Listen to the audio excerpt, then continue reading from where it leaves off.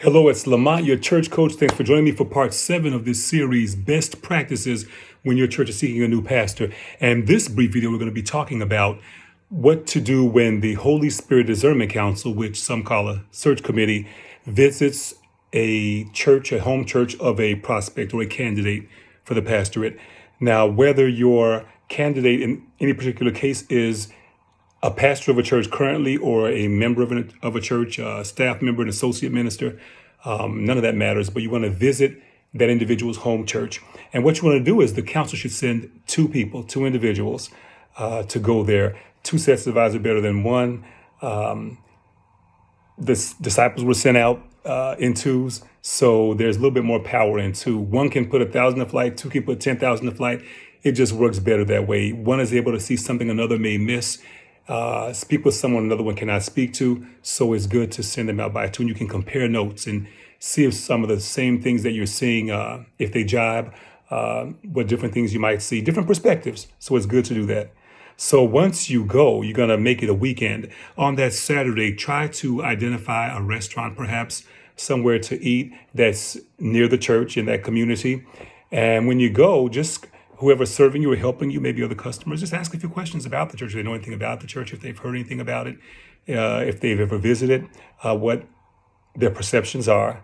That's something good to find out how the public or segments of the public may view that particular church.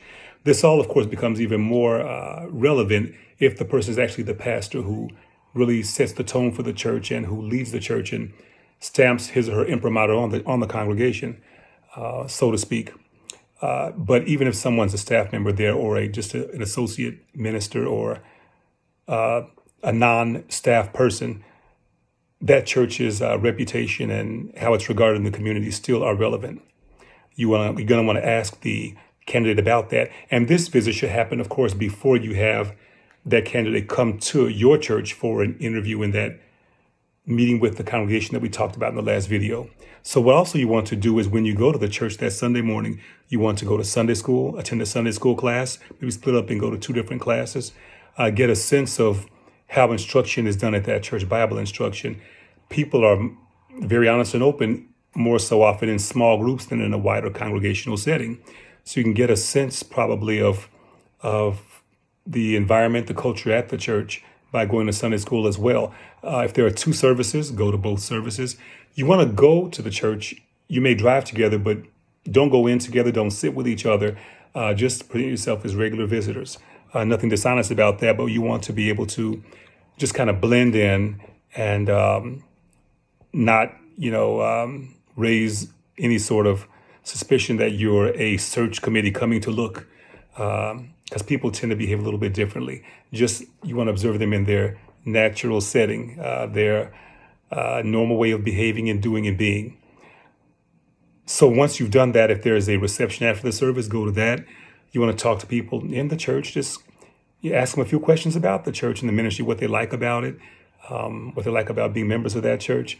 Talk to people in the community, maybe some people in the direct vicinity, on the street, down the street, in the area, and get some feedback from the community.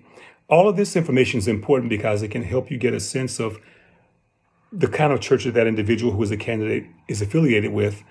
What does it say, if anything? And it can help inform your questioning and your understanding of a candidate in the process.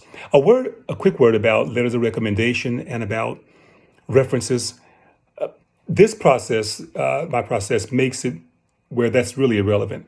The information that you're getting through this process, through all of these steps, gives you what you need to know that you don't need a letter of recommendation or you need a reference to understand. However, if you decide to go that route, just be sure to do this. Call every last reference, every last recommender. Call each individual. Ask them some specific questions. What are this candidate's growth edges? Where has been a time where you've seen this person rise to the occasion? What was a situation you think this individual could have handled differently and how?